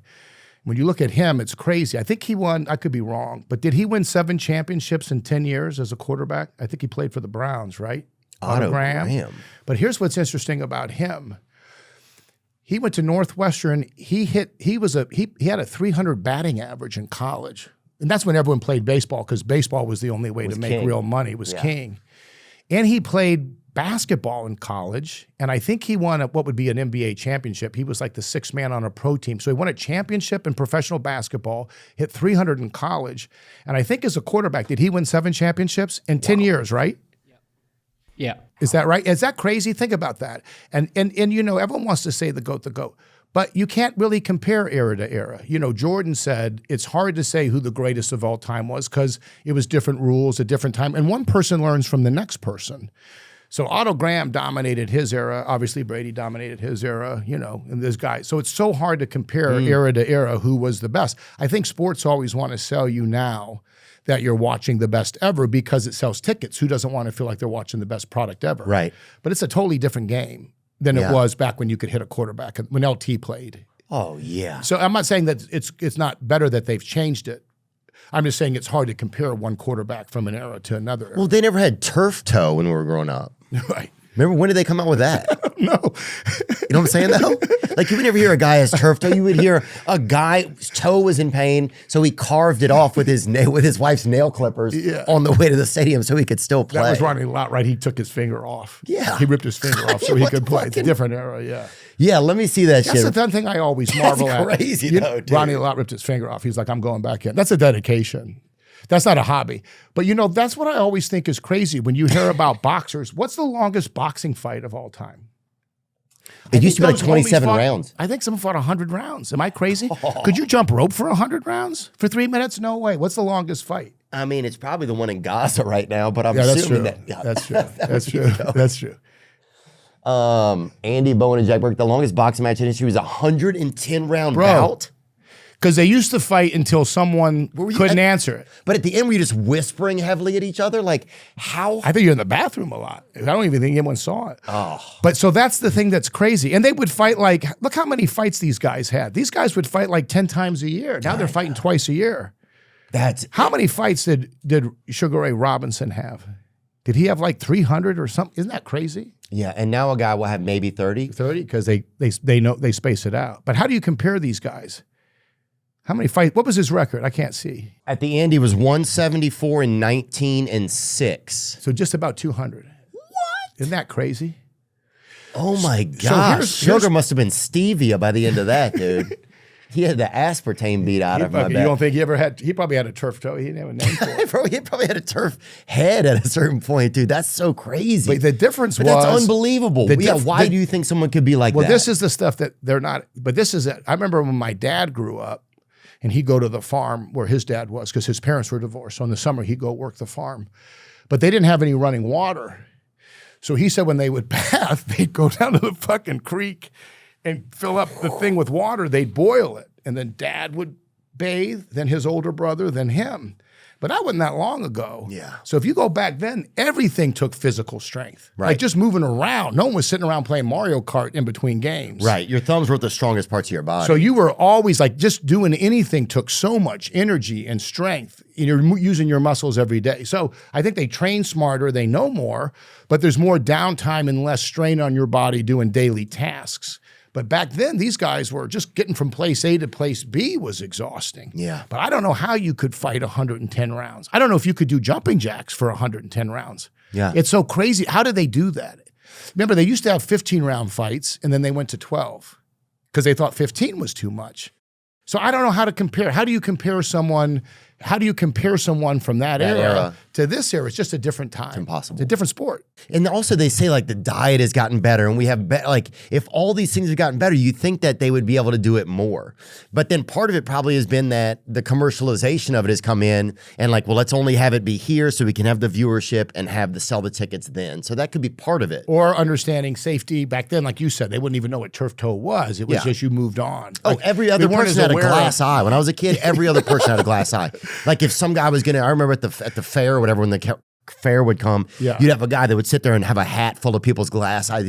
You'd set it in there for you went on the ride. They put their eyes out because they didn't Well, want to just lose it on one the of tilt-a-whirl? Or yeah, people that had one, they'd be like, They leave their eye in the bag? they leave it in a little basket or whatever, like basket for eyes and loose change or That's whatever. an exciting hometown. I never saw that. Get it when you come back out. But you'd have 4 of them in there at a time. You know what I'm saying? Like people. That'd be tough on a date. There'd be some rides you couldn't go on. Yeah, Maybe we're not going on the tilt-a-whirl. Yeah, honey. Honey, let's go on the what's that one that goes up real slow? Ferris wheel. The Ferris wheel? Yeah. Isn't that the slow one where you kind of sit at the top? Oh, yeah, that's the Ferris that's wheel. what you're not going on that salt and pepper ride where you're fucking No, that was going up and down. But We used yeah, to do that with friends. We'd dare them. We'd go have like hot dogs or hamburgers, and then at the end, you dare someone, can anyone eat all this for $20? And someone would be desperate for money, so they'd be like, fuck, we'd all kick in. They'd be like, I'm gonna have a shake. I'll eat those chili fries. I'll finish that chicken breast sandwich. And then you'd say, okay, another $20 if you go on that salt and pepper ride. And they'd fucking lose their shit. But yeah, I mean, it's so weird. I also think the food might have been healthier. Oh, I'm Because remember sure. they went through that whole stuff with the seed oil, and we know it's bad for you. Yeah. But they went through a whole thing saying you should cook with that. But back then, people just cooking with butter. Yeah. I think the food was that was more natural. It was Butter? It was less fucked up food in some ways. Dude, strong saliva, dip spit. People would cook in it. You know what I'm saying, dude? Did you start dipping young? Yeah, because I used to work on a farm, so we would chew the the block of tobacco, like Like Red Man? Yeah, like the Or would you do like Skull Wintergreen, like the circular one? no, we plug tobacco. So we had a thing of that. So we did Look like up plug. when I first started as a kid, we didn't know it was that bad for you That was because it right we knew there. smoking was bad, but you would think this wouldn't hurt your. Then they started showing pictures in the school of people missing their jaws. But Oh, yeah. But originally you thought it's not bad for your wind. But it was all like the Skull Wintergreen, like the circle stuff. Oh yeah. And then, but the Red Man was the leaf. But the first time you do it, you're gonna vomit. Oh yeah. I puked out of my friend's mom's car. Older kids are like, "Here, try this." Yeah. And they would watch you fucking vomit. Were you in a car and you vomited? Yeah.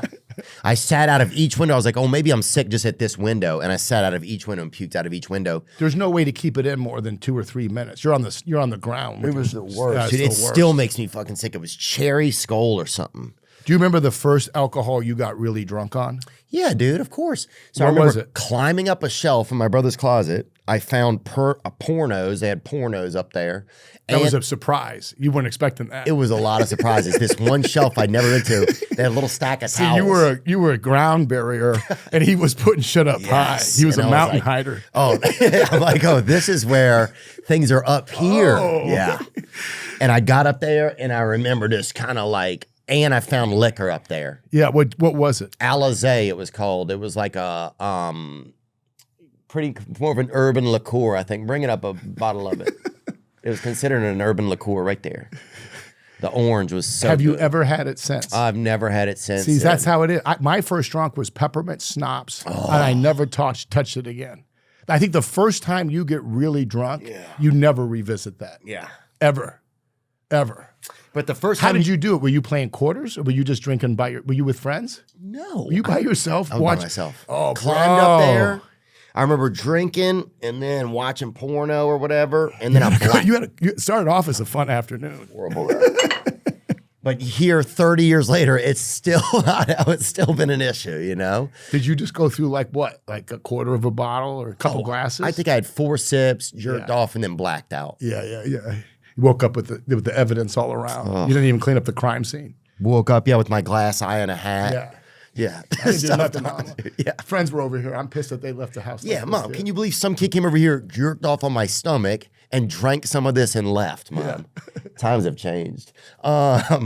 With your new movie, if you could go, Mike, Nick, and Alice. Yeah. If you could go, because your character kind of goes back in time to make something different. Right. Is there a time, if you could go back in time, that you would go back to? Kind of like, I know it's a general question, it's kind of whatever, but it fits with the film, man. Yeah. And it makes you think, what would you go back to change? Because I think it used to be people would be like, I'd go back and stop Hitler. I'd go back and, I'd go back and help Napoleon or do whatever. You think you would. Or I'd go back and like be in, Jumanji 1 or whatever. Right. But then now it's like people I think would do individual things. Like I'd go back and, buy a Bitcoin or something, It's more realistic. Right. It's a crazy thing to think you're going to go and be the one guy to fucking Battle up go to the country. king and tell him to shut the fuck up and no one else is. You know what I mean? Like people are always like that. It makes me laugh, right? I'd go do the, oh, would you have? Yeah. Maybe. Dude, I'll go back and tell him, obviously no one's walking up to the guy and saying, hey, Hitler, calm down, I'll be the guy. That's hilarious. Have you thought about in your life what you would do? Yeah, I think I would go back maybe to a certain time probably, and I think I could have been better like in this one relationship I was in probably. That's a great thing that you feel that. But I would say to you, I have had those thoughts, but then I realize you have to travel down every road you travel down, and you don't get to learn those lessons without making those mistakes. And so you're kind of in a good spot now. You're very reflective. You think about stuff. And so maybe if you hadn't gone through those things, not that you want to, get hurt or hurt anyone, but sometimes you got to go through those lessons. And so like what we were talking about earlier, where I said you can ask for those things now, you got to take that knowledge and bring that to your new thing. Yeah. And maybe you think if you went back, but normally the person you were dating was sometimes had their own lessons to learn. And that's why you found each other. And you can romanticize, like, what if we were each different people, but you weren't? And hopefully you're both better people from the experience. So I think you can not go back to that, but you can take the lessons and have something great now. And I don't know that you would have been in that relationship with that exact person if you were a different person at that time. There was probably Yeah. something with her going on too that drew you guys together to teach each other that, whatever that experience was. Make sense? Yeah. Yeah, no, it does make sense, man. Yeah, I think there's just like it's almost like an ego part of it. Once I think about it now from that, it's like, yeah, you just wish you could go back and love somebody differently. I love you know? that. You know? But you can love that person different now. And it's okay, Right. Theo, because you weren't, how would you have known that? Yeah. Unless you're going through it. It's like kids, sometimes you take something away from a kid and then you see him cry.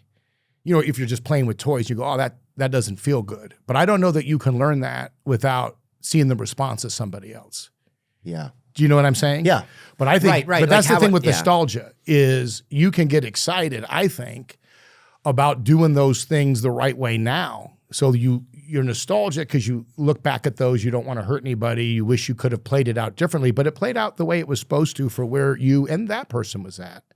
And also it's our ego. We're not that powerful. Right. Like sometimes, I don't know if you've ever suffered from this, but I could really get caught up in trying to help friends. And then I realized I use so much time and energy and I'm really not that powerful. Like I can't want them to change. In the same way that I probably had people try to help me and I wasn't ready to change. So you really can't get someone to a place that you think is right for them. You can say it once, you can encourage them. Right. You can give them grace and be there for them. But ultimately, you can't really make that kind of a big shift with them. Yeah. Have you found that?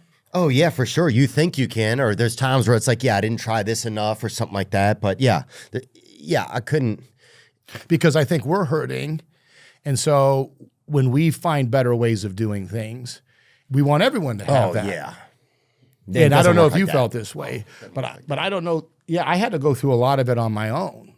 Like I had to learn those lessons and figure it out. Yeah. When like the cavalry showed up and saved me. Not that I didn't have good people in my life. No, but Everyone does. They have to go through those stages too. Yeah. Yeah, you have to see something that like surprises you enough, or you have to hit a level for you that's like, this has to be different, Right. But yeah, you can't, like you can offer suggestions, you can kind of show somebody, you can lead by example sometimes. And I think you can reflect on times when you handle stuff in ways that you feel good about. Yeah, I don't do enough of that sometimes. But I bet you have a lot of it. I probably have some good ones, yeah. Yeah, some really good ones. And as you get older, don't you think more and more? Mm-hmm. Yeah. And so that's what's in front of you. And so that's why I would say the nostalgias, I like that for myself too, but I realize at some point I have to take those things and really try to do it with what's in front of me now. And I think you can have that exact relationship instead of wasting time on saying, well, I'm older now, I should have started this younger. You can say, I know these things now and I'm going to start it now. And I'm going to get a great experience based on the things I know. Because the other just takes you in a place where you're kind of not allowing it. Yeah. Yeah, well, yeah. Yeah, I think it's making sure that you're learning from the past, Yeah, and then you feel excited for what's in front of you. And you can't really go back and that's the thing with stuff. It's like you got to look at it and learn from it. You can't, but then at some point you got to move forward. Yeah. It's like anything. It's like a set. What did I do right? What did I do wrong? What should I have done? But at some point you're good to move on and go to the next set. Because if you just dwell on that set, you can get stuck in it to the point where it's counterproductive. Yeah. Yeah. Do you have a process for that of dealing with? Oh, for sure, yeah. Do you have a good process now that you feel good about? I think it's gotten better. Yeah. I think even having conversations like this are probably helpful, to be honest about it, Same for me too. Having things that are like reminders and be like, yeah. And yeah. And I think you can take the things that you've done well at that in your professional life and apply those same principles to our personal life. Yeah. Or try to. But I don't know that I would go back to answer your question because, and I don't mean. But your character has to go If you back. would have asked me 10 years ago, I would have said, oh, for sure. Because I'm not saying there's not things I didn't handle really bad. Yeah. Or things I regret. Of course there is. But I think I couldn't change those because I don't know that I would have come out as different or stronger or at least more thoughtful if I hadn't gone through those experiences. Yeah. You got to walk down every road, I think. So I like the idea that I could go back, but maybe you fuck up some other shit. Yeah, dude. Yeah, that's a good point. Oh, I think I just probably maybe would push the lesson till later. If I still make some of the same mistakes. It's not like, you get better at it. I find that the time in between the mistakes is longer, but they never go away all the way. And your reaction to them and giving yourself a little bit more grace. But yeah, and making sure you don't go down and making sure sometimes that you don't like maybe hurt other people as much, or just like that you're very thoughtful. I bet you don't do that very often. You're more respectful of their feelings anyway. Not like actually hurt somebody, but I know what you mean. Hurt doesn't mean physical necessarily. It means that you made someone feel unloved or unwanted or underappreciated. Like a bruised banana or whatever. Yeah. But there's also a thing with being funny and connecting. It's a weird thing because I really enjoy teasing with friends sometimes. And if someone showed any weakness, we'd kill you until it didn't bother you. Anything that bothered you, that was going to be the topic of jokes until you got over it. It wasn't our job to make you okay. That's a good point. You had to and I think some of that was good. Oh, dude, it was the best, bro. We would everybody would pick on you, but everybody got it. You would all deal with it. And now now it's more like bullying. Dude, I saw 2 Waymos bullying a fucking Kia Sorrento on the way here. And I was like, nobody's helping this guy, or whatever, this female. I don't know what a Kia is. With comedy, we were just brutal. Oh, so much fun. If we knew it bothered you, it would never stop. So it was a weird concept to me where I thought, you're not making fun of each other. Yeah, we were just communicating. Yeah. Even animals call each other names, I bet, a lot. Yeah. We just won't know it. Yeah, they're at least signaling that they're not into what they're doing. Yeah. But your character has to go back in time. Yes. I do want to make sure that I talk about your movie a little bit more, and then we'll get you out of here. And thanks so much for your time today, man. No, it's great to hang with you. I enjoy listening to you and appreciate you. So it's fun to get a chance to sit and talk with you. Well, same, man. Yeah. Thanks for all the entertainment and inspiration and just so much good humor over the years. Thank you. Back at you. Yeah, because your character goes back in time, not really to help himself, though, kind of. That's right. Well, isn't it to help himself in a way? Like, that's a good point. He doesn't love the way that he's handled stuff. Right. And he realizes the pain he caused. You don't think that's what it's for in the beginning, kind of. That's fair. You kind of get, you get that as it goes along a little bit. I don't want to give away too much of it because there's moments in it that were very surprises to me. I was like, there's some good twists. Yeah. Yeah. But I think the concept's right. And I think all of us hopefully are that way. I don't know. I think people are happier when you're thinking about others more. And I don't say that in a kind way, like I'm great. I mean, just as a general feeling, you feel better when you are thoughtful of others and connecting with them than when it's all about you. Even scientifically. But we never had friends like that. We wouldn't hang out with somebody that would talk about themselves all fucking day. Yeah. Would you? Well, they didn't even have it as much back then. No. You wouldn't be you wouldn't be included. Nobody wants to hear about it, how you're great. No one wants to hear how you're killing it all day. It's so weird. But you know I find now, like parents do it with their kids, it's everywhere. Me. It's so crazy. It's just in general, I think there's way more of it's odd because you're marrying the one hand, what we were talking about with this kind of better than now. But on the other hand, it's really kind of about ourselves more. It's a weird cultural moment. Yeah, well, it's like we just see so much reflection of ourselves, and we don't have a lot of time to integrate. That's one of the biggest things I noticed. It used to be like you'd go see a movie or you would read a book or you would read some pages of a book or things like that. And then your brain and your heart and stuff would have time to integrate stuff. Yeah. But now it's like we'll get on our phone or there's a next thing, there's a next call, there's so much connection that you're not really processing. Are you good at downtime and processing? I'm getting better at it. That's great. Because I want it more. I start to realize, there's so much peace in this thing, It's like, it's almost there's nowhere to hide from the electronica. It feels like sometimes these days, For sure. I could be guilty. You get a game or something that you like. Yeah, but your phone, a game, a TV, another screen there, an advertisement, whatever. Even just a little Chinese guy that's just telling you something, It's like it never ends. There's just like a lot of information coming at you. Do you have a good group of pals and people that you connect with and hang out with a lot in Nashville or here? Or is it more like everyone's in different locations and you kind of hook everywhere. up and you hook up? Yeah. But I got to do a little bit better. I think I need to branch out a little bit more. I know good people. So I think sometimes I have to I like my alone time. Do you? Yeah, but it can be isolating for me too at a certain point. I like to recharge. I like that. And then I do like to hang out. Yeah. But I'm not someone who wants to hang out 4 days a week. Did you feel a responsibility? Because you did that Is Swingers one where y'all go to Las Vegas? Yeah. Yeah.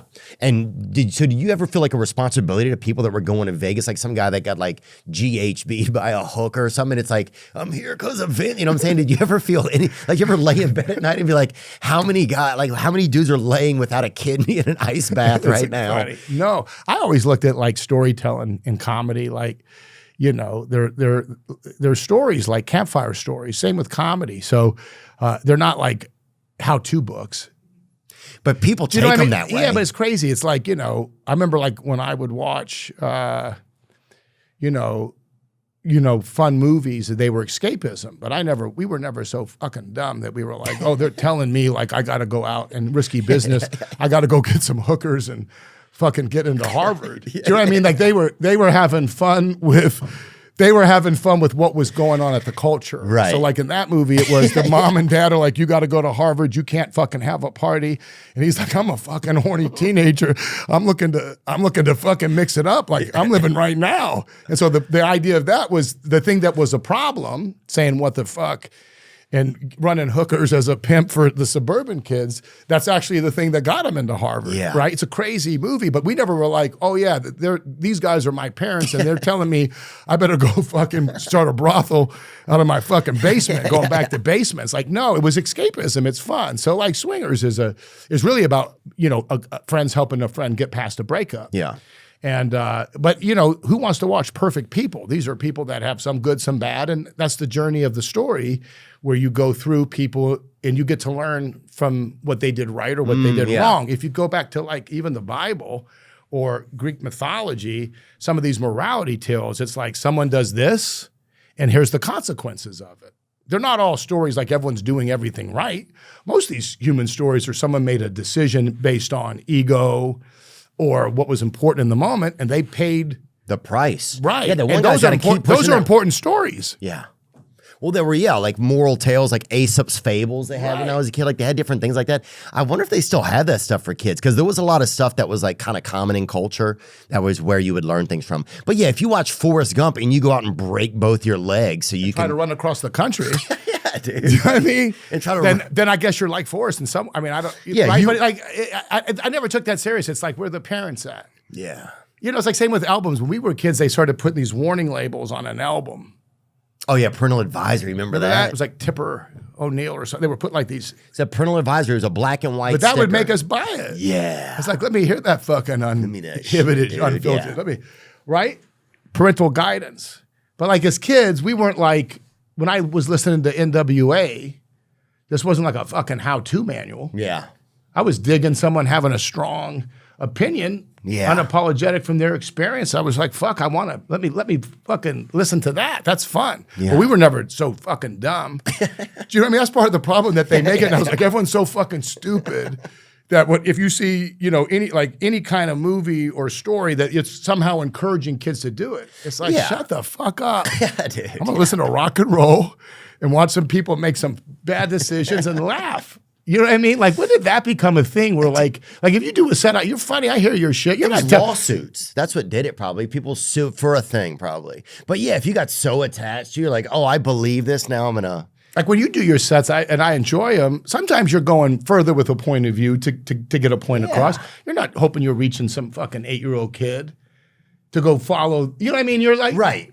Yeah, that's all a bunch of shit. You're being entertaining and fun. And I think there's a place for that. I think if anything, that's what got in the way, was that everyone started to put these things under a microscope. Like, I don't know, like when we were kids in school, if we go to the auditorium and they would give us like a safety film on fucking bicycles, we would just make fun of that shit all day long. Oh, I'm not telling kids to go out and, you know, but everyone's got to assume whatever risk you want to take. Like everyone's different. You got to decide, are you going to cross the highway because you want to get to that candy store and try to dodge the cars? No one should do that. Yeah. But everyone ultimately is going to make their choices. Yeah.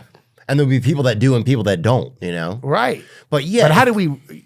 I saw a bike video and I was like, first of all, I'm never wearing a bike helmet because I understand it's safe. I know it is, but I don't want my children to see me in a bike helmet because it's culture. My son and I would never be able to make eye contact the same way. Wore. I mean, now all the kids have to. We didn't know what the fuck that was.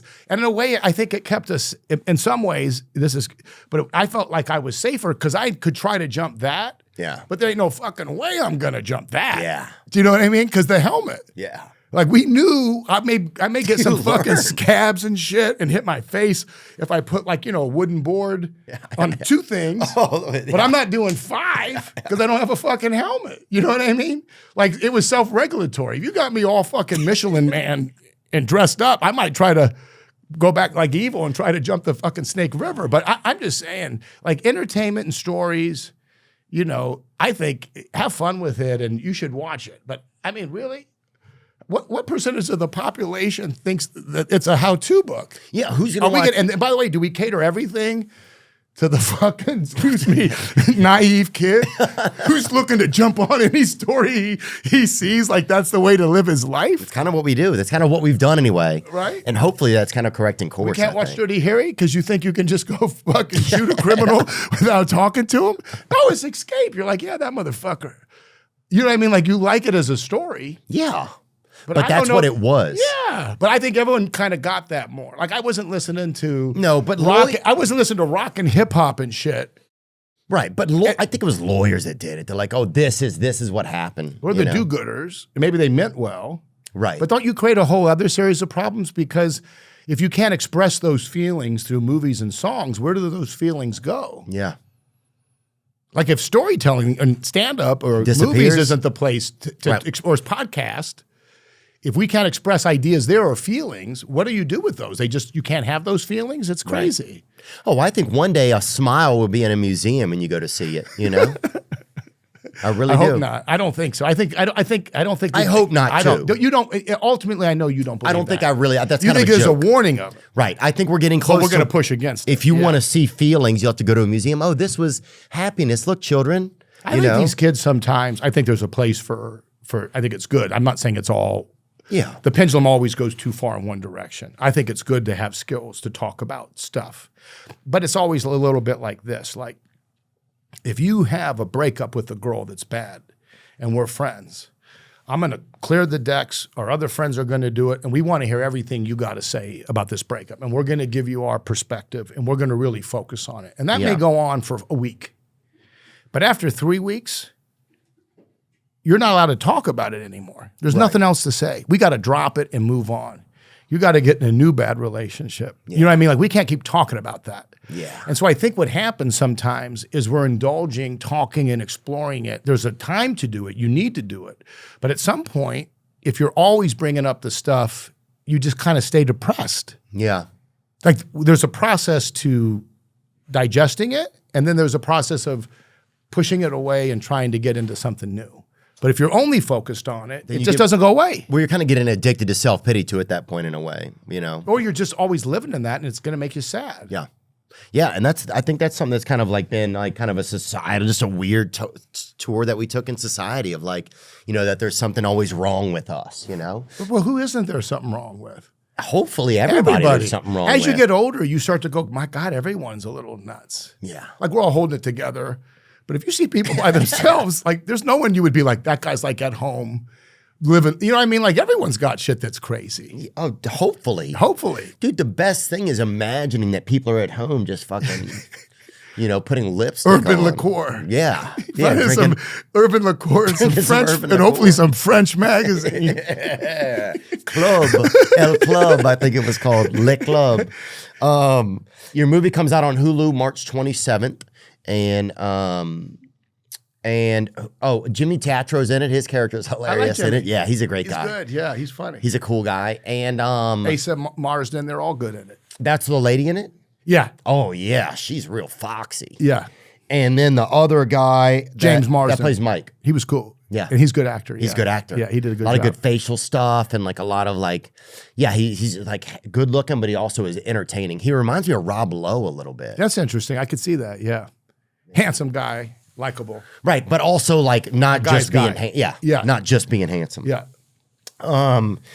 Vince Vaughn, thanks so much. Brother, I think great anything else to you guys sit got? with you. Nope. Yeah. I'm excited for the Bears next season, man. We'll be cheering them. Cool. Is that kind of an my adopted surrogate team? Yeah, I got you. Just because we grew up so much, I grew up there watching, like, like the only baseball teams that existed were like Cubs and Braves. Cubs, Braves, Cardinals, though, like collecting Cardinals like dominated. Ozzie, Smith cards. Coleman. Yeah. Oh, Vince Coleman. Vince Coleman, Ozzie Smith. Who They else? were dominant. Cardinals were always Dude, dominant. you ever hung out with Mark Grace before? I met him. Yeah. Yeah, he's a great guy. He's the best. He has the best stories. Yeah.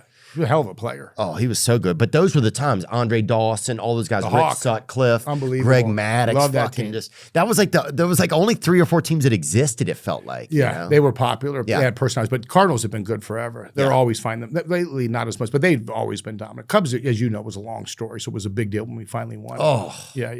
Yeah, when you thought of all the Are you with the Titans at all? I wish they would draft Diego Pavia for the same reason that we said that he played at Vanderbilt. He crushed it there. I Bro, think how fun was that kid to watch? so much fun. Dude, I love that dude's spirit. I loved watching that boy play. A kid from my high school played wide receiver for him. Oh, really? Yeah, younger than me because he's playing now. Obviously, it's What's not his like, name? It's not like some 50-year-old had some eligibility on his fucking years. Well, they'd probably give him another. Hoskins. His last name was Hoskins. Oh, I knew Richie his- Hoskins? I knew his sister real well. Bro, Richie's a dog. He was good, bro. right? Dude, he caught a couple. He caught some passes that only he could catch, bro. Yeah, there he is. Yeah, they Hard were worker. dogs. I knew dude. his aunt would have been my grade and was a nice gal. But he played for him. So I watched. I got my high school puts out a lot of really good athletes, people that still to this day, Lake Forest High School, public high school in Illinois, and a lot of people do well. But yeah, I've heard of this was an exciting year for Vandy, and that quarterback, Diego Pavia, yeah. bro, The best, he was like dude. this. I'm gonna go to his. He was like, oh, he's like that. Come and get it. Yeah, he was super fun to watch. And they come Is he out- going? He's going pro now. Is he done? Yep, he's training right now down in Tampa. Where did he transfer from? He transferred from New Mexico State, and then before that, New Mexico School of Mines. I think he could have gotten one more year actually, but He's going to strike while the iron's hot. I can't he's blame already him. in. Yeah, he's already in. going in. He's not tall.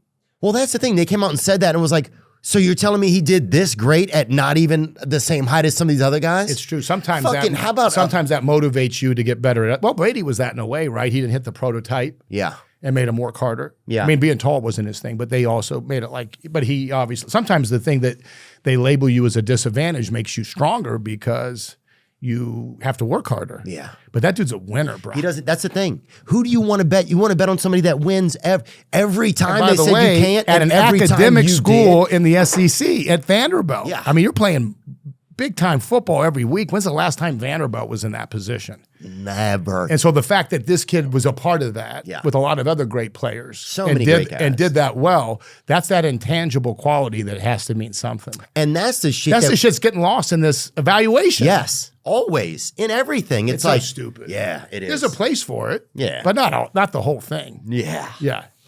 But anyway, I'm glad we all got that out of our systems. Me too. Dude, thank Appreciate you. Yeah, I appreciate you too, Vince. Thanks so much, man. And we'll check it out. Everybody, it's on Hulu, March 27th. Now I'm just floating on the breeze, and I feel I'm falling like these leaves. I must be cornerstone. Oh, but when I reach that ground, I'll share this peace of mind I found. I can